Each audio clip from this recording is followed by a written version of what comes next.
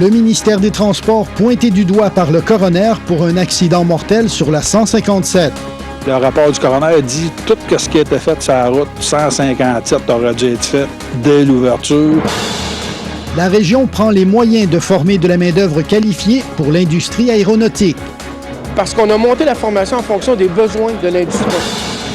Le stationnement au centre-ville de Trois-Rivières, maintenant payant les jeudis et vendredis soirs.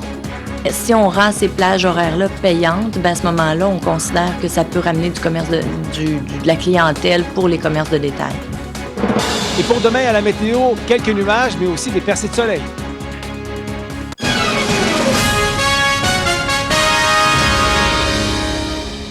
Bon début de soirée, mesdames et messieurs. Le coroner André Trahan donne raison à M. Michel Payé qui soutenait que la route 157 était dangereuse là où son fils est situé.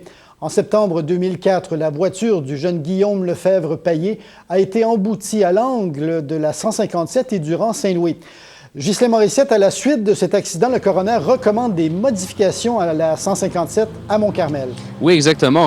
Il a recommandé plusieurs choses justement sur cette intersection qui est derrière moi et plusieurs des recommandations qu'il a faites ont déjà été suivies par le ministère des Transports qui a corrigé l'intersection depuis cet accident-là. L'été dernier, on a investi tout près d'1 million de dollars ici justement pour installer des feux de circulation pour éviter que se reproduisent d'autres accidents semblables à celui de Guillaume Lefebvre-Payé. Ce qui est arrivé à ce moment-là, c'est qu'une voiture qui tentait un virage à gauche, le jeune homme s'en venait, lui, dans la voie inverse. Il a percuté la voiture qui tournait, a dévié de sa trajectoire et s'est retrouvé dans l'autre voie pour être percuté à nouveau par une autre voiture.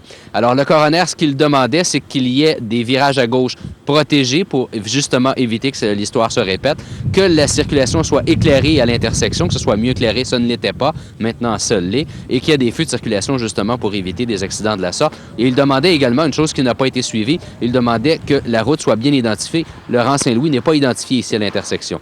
Évidemment, ce sont des recommandations qui ont été suivies, et comme le raconte le père de Guillaume Lefebvre-Payé, que je vous invite à entendre. Le rapport du coroner dit tout ce qui a été fait sur la route 157 aurait dû être fait dès l'ouverture. Je réitère qu'on a gaspillé l'argent des contribuables en appliquant du pavé uni, du décor qu'on n'avait pas de besoin au détriment de la sécurité qui... Ghislain, est-ce qu'il est quand même satisfait, M. Payé, des recommandations du coroner, du rapport? Bien, en partie, mais pas totalement. Écoutez, parce que d'abord, évidemment, l'intersection ici a été refaite. On a des feux de circulation. Ça a été trop tard, selon lui. Évidemment, ça aurait dû être fait dès la construction de la route. De la même façon, il y a d'autres intersections où il y a eu plusieurs accidents sur la route 157, qui n'est pas vieille. Hein. Écoutez, ici, la route a été ouverte il y a 1 an et demi seulement. Donc, d'autres intersections qui aussi sont problématiques, où on a installé des feux de circulation, mais où il n'y a pas de virage à gauche protégé. Donc, des améliorations qui devraient être faites, qui n'ont pas été faites. Et tout ça, pour M. Payé, ça démontre que le travail n'a pas été fait sérieusement au ministère des Transports. Je vous invite encore une fois à l'écouter. Qu'est-ce qui me renverse, c'est tout ce qui a été fait de la part du ministère des Transports pour essayer d'aveugler la population en disant qu'il y avait des nouveaux projets. C'était pour le transport qui serait en plus grande densité dans le futur. Quand on sait très bien qu'ils ont manqué le coup, je réitère que le ministère des Transports ont agi avec incompétence dans ce dossier. Juste un mot en terminant, Pierre, pour vous dire que M. Payé envisageait la possibilité de poursuivre le ministère des Transports. Il songe toujours à d'éventuelles poursuites qui pourraient être entamées contre le ministère et les erreurs qui ont été faites, selon lui, sur la construction de la route 157. Merci, Ghislain. Au revoir.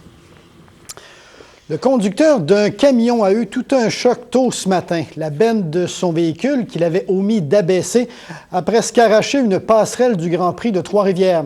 Le camionneur a été quitte pour une bonne frousse et vous allez le voir, ça se comprend. On les croyait solides, mais peut-être pas à ce point-là. L'une des passerelles du Grand Prix de Trois-Rivières a réussi à freiner carré la course d'un camionneur distrait. Ce dernier venait tout juste de décharger la neige qu'il transportait. A-t-il été distrait ou victime d'un bris mécanique? Toujours est-il que la benne de son camion est restée levée et ce n'est que lorsqu'il a croisé la passerelle de la rue Papineau qu'il s'en est forcément aperçu. Les remorqueurs ont réussi sans trop de mal à déplacer le camion. Son propriétaire n'a pas voulu nous accorder d'entrevue à la caméra, mais il affirme que son chauffeur a de l'expérience. Lui non plus ne voulait pas se vanter de sa mésaventure.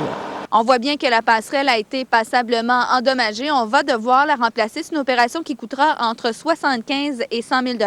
Évidemment, la Ville va refiler la facture aux assureurs du camionneur. Il va falloir éventuellement reconstruire la passerelle pour le prochain Grand Prix. Mais à ce moment-là, effectivement, il va falloir y aller avec des firmes spécialisées, avec des firmes d'ingénieurs. Tout ça en raison des exigences de la Fédération internationale automobile. Quant au camion, il doit subir des réparations mineures. Il devrait être de retour sur la route demain. C'est la deuxième fois qu'une passerelle du Grand Prix est malmenée. En 2000, le bras télescopique d'un camion en avait sérieusement écorché une. Encore là, il avait fallu tout remplacer. Julie Grenon, TVA Trois-Rivières. Martin Levrault, la neige est incessante. Bien, c'est toujours graduel. On en prévoit encore pour